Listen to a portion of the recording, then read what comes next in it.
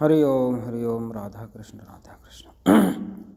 गुरु शिष्य का पालन करता है और शिष्य की रक्षा करता है। शिष्य की रक्षा करना और शिष्य का पालन करना ये गुरु करता है, अपने शिष्य का पालन करता है और रक्षा करता है। शिष्य का पालन करना क्या है कि शिष्य को पोषित करना, पोषना, पालना, उसमें उसकी चेतनता में वृद्धि करना और उसको जड़ता के आबद्ध होने से बचा के रखना, ये उसकी रक्षा करना है। और चेतनता में उसकी वृद्धि करना, ये शिष्य का पालन करना, उसका पोषण करना है, उसको पोषित करना है, जो कि उसकी चेतनता में वृद्धि हो जाए, वो सचेत रहे, सचेत रहने में उसकी उन्नति हो जाए, वो सचेत सावधान रहने में दृढ़ हो जाए, दृढ़तापूर्वक सचेत और सावधान रहे। किससे सावधान रहे कि जड़ता में आबद्ध होने से सावधान रहे, जड़ता में आबद्ध न हो जाए। शरीर में स्थित होकर के शरीर के जड़ पदार्थों में, शरीर की क्रियाओं में चेतन आबद्ध होकर शरीर के पदार्थ और क्रिया को स्वीकार करके शरीर में ही फंस के न रह जाए। इससे और शिष्य की गुरु रक्षा करता है और पालन करता है। अगर ये पालन करना शिष्य को आता है और गुरु को नहीं आता, तो फिर शिष्य गुरु का पालन करे, गुरु को गुरुता से भर दे और जड़ता से खाली कर दे। गुरु में जड़ता चली जाए और चेतनता आ जाए, अर्थात गुरु नाशवान पदार्थों के आकर्षण को छोड़ दे और चेतनता के आकर्षण में आकर्षित होकर के और स्वरूप में ही आकर्षण होकर के रहे।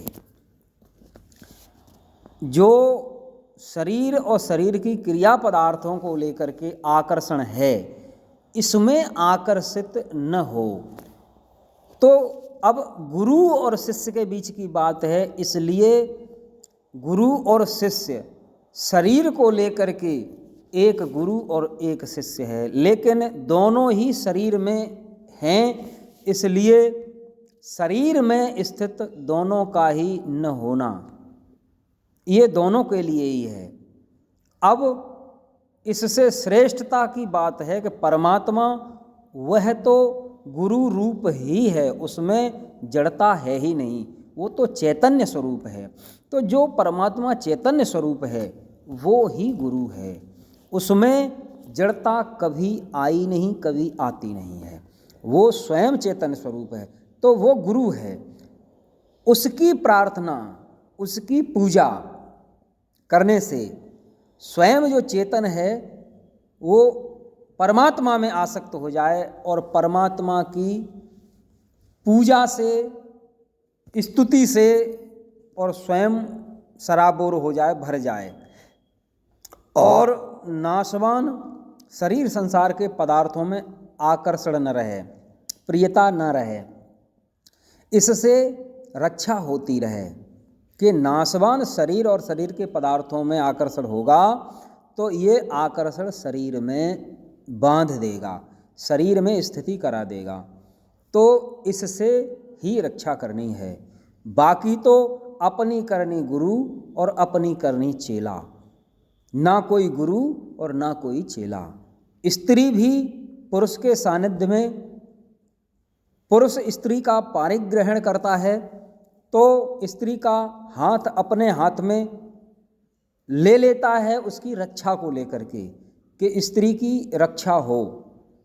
और रक्षा होना स्त्री की इसी बात को लेकर के है कि वह नाशवान शरीर में, शरीर के आकर्षण में और शरीर के पदार्थों के आकर्षण में फंस के न रह जाए, क्योंकि शरीर के पदार्थों में आकर्षण होने से जो चेतन है वह दुख पाएगा शरीर में आबद्ध होकर के।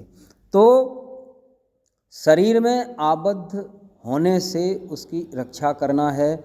और प्रकृति के शरीर को लेकर के जो स्त्री है वह स्त्री अपने कर्म कर्तव्य में दृढ़ रहे और पुरुष स्वयं अपने कर्म कर्तव्य में दृढ़ रहे और उसको भी उसके कर्तव्य का मार्ग दिखा के दृढ़ रखे और चेतनता में जड़ता की वृद्धि न हो जाए और जड़ता में चेतनता की वृद्धि न हो जाए।